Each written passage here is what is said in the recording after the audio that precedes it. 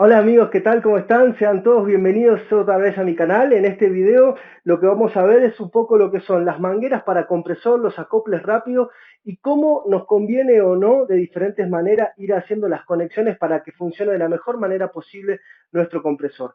¿Querés saberlo? ¿Querés ver cómo funciona esto? Bueno, entonces quédate a ver el video. Bien, entonces arranquemos. La situación de este video surge de la siguiente manera. Yo he comprado esta manguera nueva, ¿sí? Y la tengo que conectar. Entonces, bueno, está bueno para ver un poco el tema de los acoples rápidos, del acople rápido hembra, el macho, las roscas de un cuarto y demás, y los tipos de manguera que podemos conseguir. Básicamente los dos tipos de mangueras más comunes que hay son esta, que se la conoce como manguera espiralada, ¿sí? Que estas ya vienen normalmente con su hembra, digamos, de acople rápido y su macho. Viene todo listo para conectar las herramientas.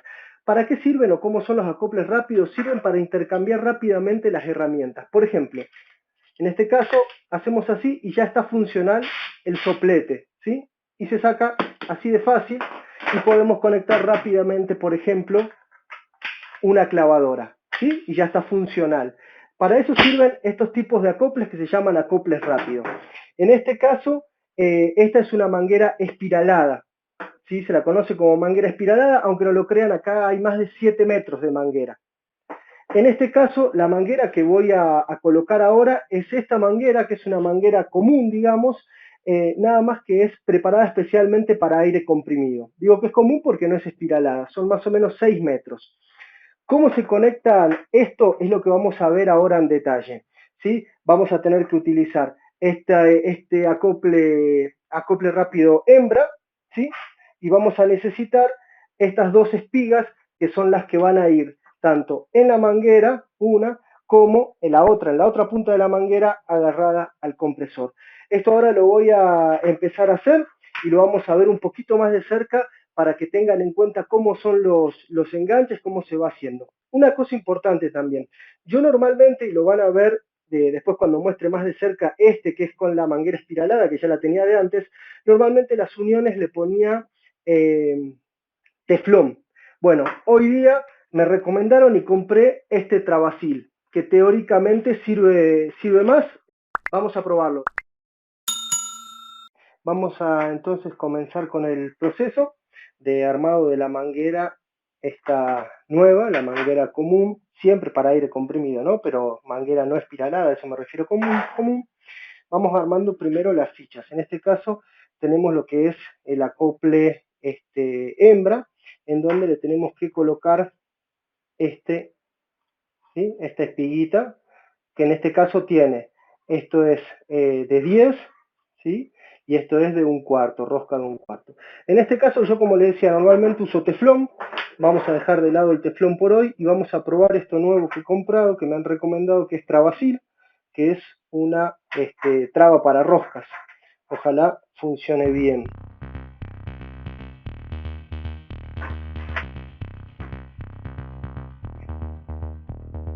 Y empezamos con el armado.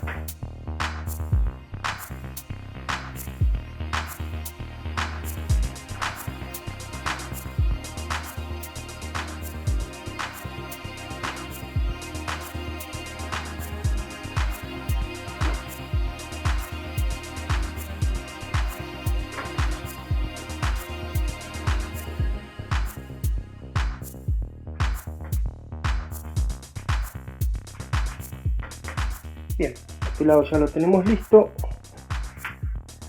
Pasamos a armar ahora el lado que va en el compresor.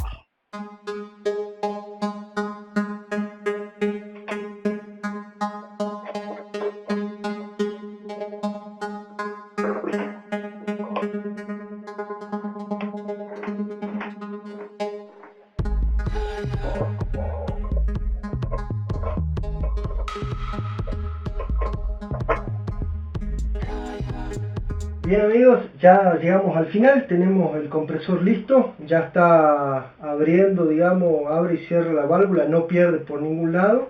La verdad que hasta ahora bastante contento con el Travasil, vamos a ver cómo se comporta, pero hasta ahora está bien funcional. no pierde por ningún lado, el acople rápido funciona, el sopleto, cualquier herramienta que le pongamos va a andar bien.